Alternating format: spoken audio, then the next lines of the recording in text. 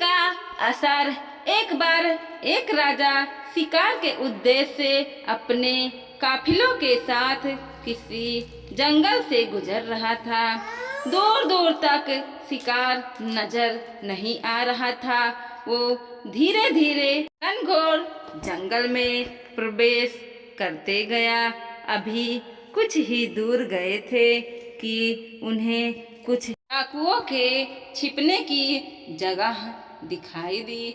जैसे ही वो उसके पास पहुँचे कि पास के पेड़ पर बैठा तोता के लिए उस पेड़ के पास चले गए। जैसे ही पेड़ के पास पहुँचे कि उस पेड़ पर बैठा तोता बोल पड़ा, ओ राजन, हमारे साधु महात्मा जी की कुटिया में आपका स्वागत है।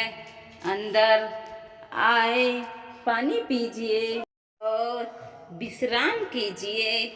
तोते की इस बात को सुनकर राजा हैरत में पड़ गया और सोचने लगा कि एक ही जाति के दो प्राणियों का व्यवहार इतना अलग अलग कैसे हो सकता है।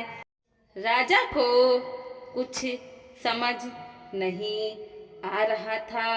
वह तोते की बात मानकर अंदर साधु की कुटिया की ओर चल गया। साधु महात्मा प्रणाम करके उनके समीप बैठ गया और अपनी बातें सुनाई और फिर से पूछा, ऋषिवर, इन दोनों तोतों के व्यवहार में आखिर क्या अंतर क्यों है? तोते की इस बात को सुनकर राजा हैरत में पड़ गया और सोचने लगा कि एक ही जाति के दो प्राणियों का व्यवहार इतना अलग अलग कैसे हो सकता है। राजा को कुछ समझ में नहीं आ रहा था और वह तोते की बात मानकर साधु की कुटिया की ओर चल गया।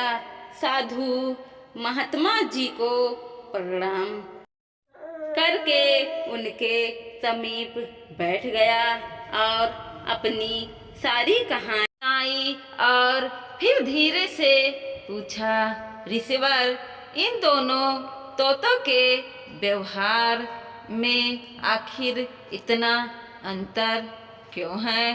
साधु महात्मा धैर्य से सारी बातें सुनी और बोले, ये कुछ नहीं राजन, बस संगीत का असर है।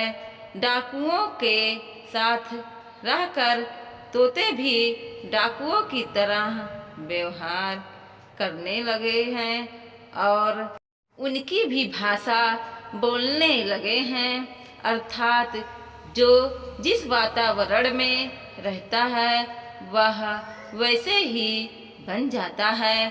कहने का तात्पर्य यह है कि मूर्ख भी विद्वान के साथ रहकर विद्वान बन जाता है और अगर विद्वान भी मूर्खों के संगत में रहता है तो उसके अंदर भी मूर्खता आ जाती है। इसलिए हमें संगत सोच समझकर और करनी चाहिए। एक उनकी ही भाषा बोलने लगा है, अर्थात जो जिस वातावरण में रहना वह वैसे ही बन जाता है। कहने का तात्पर्य यह है कि मूर्ख भी विद्वान के साथ रहकर विद्वान बन जाता है और अगर विद्वान भी मूर्खों के संगत में रहता है तो उसके अंदर भी मूर्खता आ जाती है। इसलिए हमें संगत सोच समझकर करनी चाहिए। दोस्तों, वीडियो पसंद आया हो तो लाइक कीजिए, शेयर कीजिए और सब्सक्राइब भी कीजिए और देखते रहिए कोमल मोटिवेशनल 2.0।